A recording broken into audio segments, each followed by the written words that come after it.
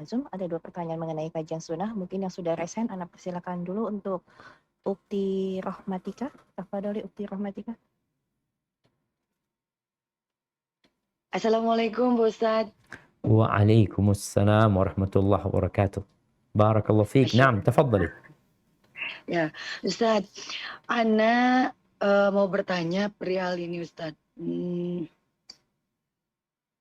Ibu Ana ini belajar mengaji ke salah satu grup ya. Boleh Ana bilang nggak Ustadz grupnya apa itu? Nggak usah. Jangan. Jadi begini Ustadz, ada yang beda paham dengan anak. Ibu Ana itu ada manakib ya. Jadi berzikir dan itu di rumah anak itu keras sekali Ustadz ya, keras. Dan sebelum berzikir itu anak sering perhatikan ya gitu, menyebut-nyebut Zailani Qadir. Syekh Abdul Qadir Jailani. Nah. Ya Ustadz itu.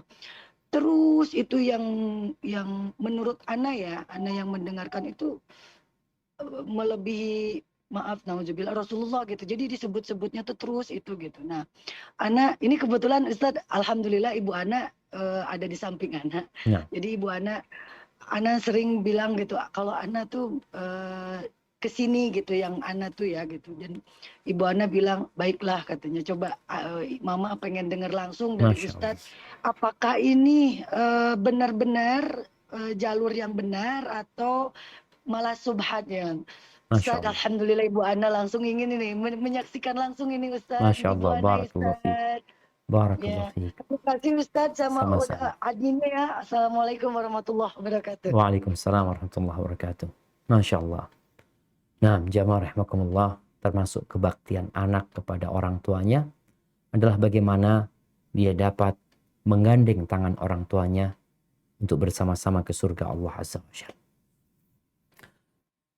Mungkin kita perlu tahu bahwa ibadah itu syaratnya adalah 2. Jadi bukan asal kita beribadah. Karena Allah Azza wa Jalla mengatakan, "Faman kana yarju liqa'a rabbih falyamal amalan salihan wa la yusyrik bi'ibadati rabbih ahad." Barang siapa yang berharap perjumpaan dengan Allah Azza wa Jalla, maka hendaklah dia beramal soleh dan tidak melakukan kesyirikan. Jadi ada 2 syaratnya.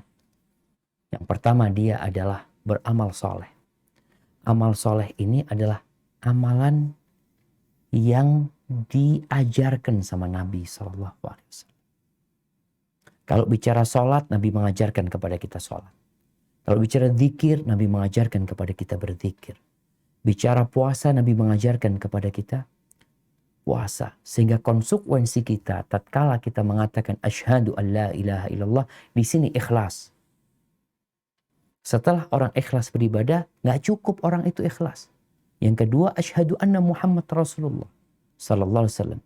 Jadi ibadah kita harus sesuai dengan Nabi alaihi salatu wassalam.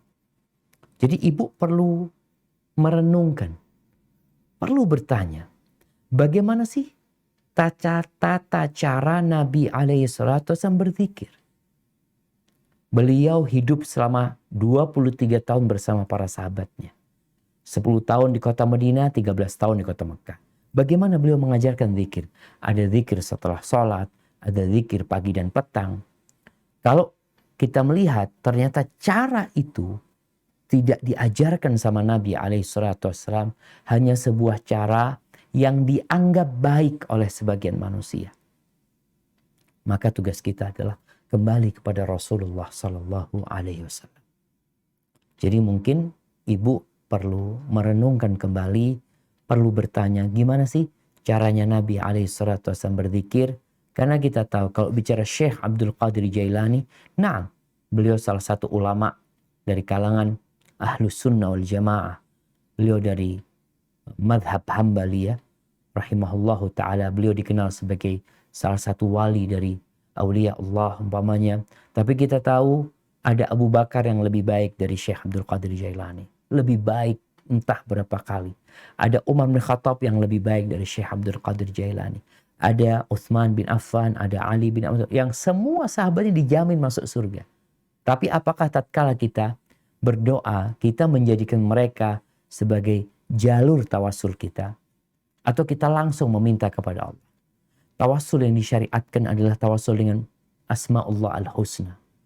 Jadi memohon kepada Allah dengan memanggil Allah dengan nama-namanya yang indah. Baca ya Rahman, ya Rahman, ya Rahim, ya Malik, ya Kudus.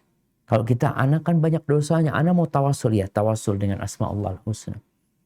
Atau tawasul yang kedua adalah tawasul dengan amal soleh yang kita lakukan.